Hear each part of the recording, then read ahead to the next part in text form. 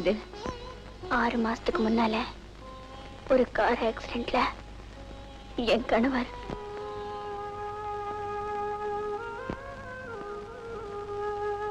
இப்போ நீ எங்க போற? என் மாமனார் வீட்டுக்கு. மாமனார் வீட்டுக்கா? ஆமா, இதுவரைக்கும் எனக்கு அவங்கள பார்க்க கொடுத்து வைக்கல. நாங்க காதல் கல்யாணம் செஞ்சுக்கிட்டதால அவங்களும் எங்களை பார்க்க வரல, நாங்களும் அங்க போகல. இப்போ எப்படி? என் மாமனாரே லெட்டர் போட்டிருக்காரு. இத பாரு.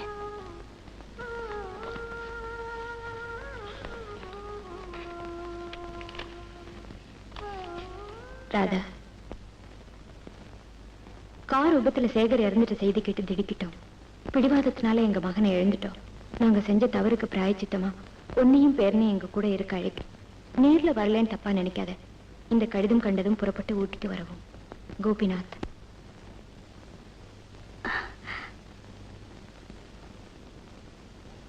இது எங்க கல்யாண ஆல்பம்.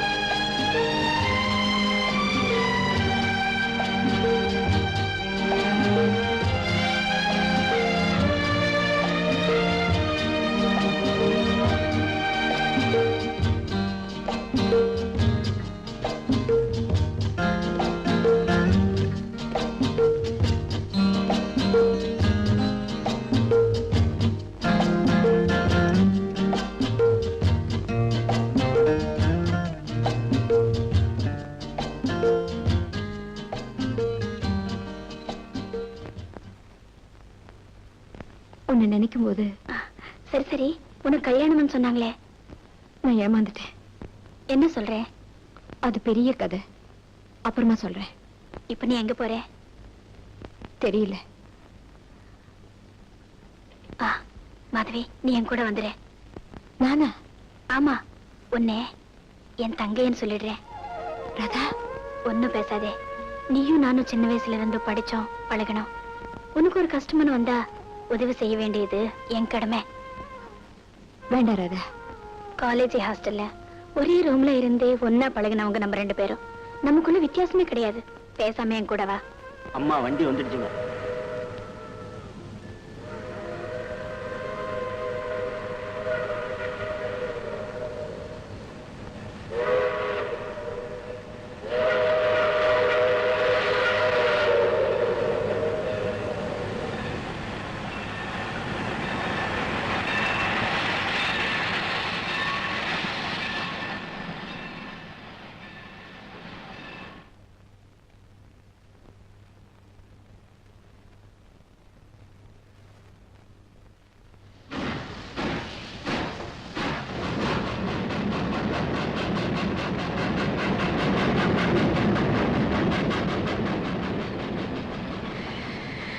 ஆமா, உனக்கு என்ன தைரியம் இருந்தா இப்படி தனியா வீட்டு விட்டு ஓடி வருவேன்?